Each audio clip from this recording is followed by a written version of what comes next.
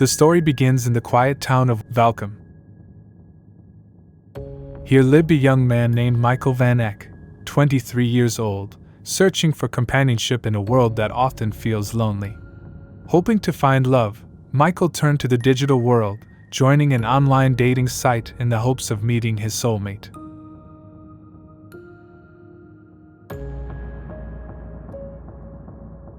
It was there that Michael met someone who seemed perfect, a young woman named Charnay Van Heerden, just 20 years old.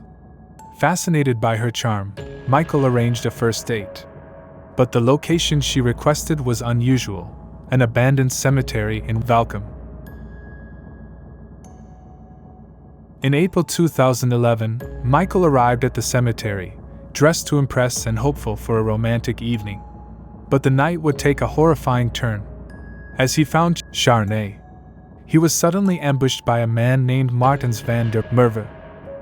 Trapped between fear for his life and the life of his date, Michael's worst nightmare was unfolding.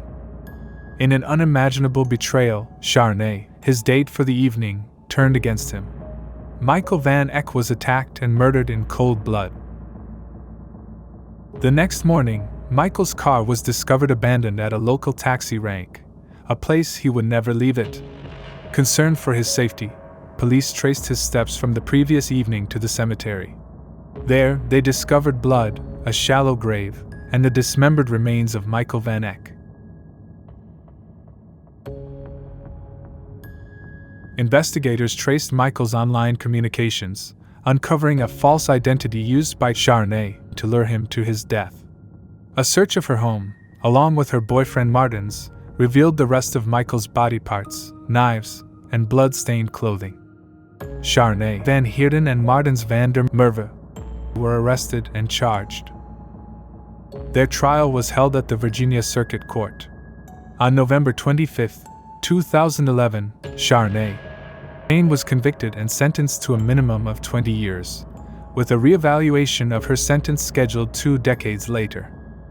A year later, on November 2, 2012, Martens van der Merwe received a life sentence, plus an additional 15 years for robbery and desecration. Today, the whereabouts of Charnay and Martens are officially undisclosed, though it is believed both are serving their sentences at Gosai Mampura Correctional Center.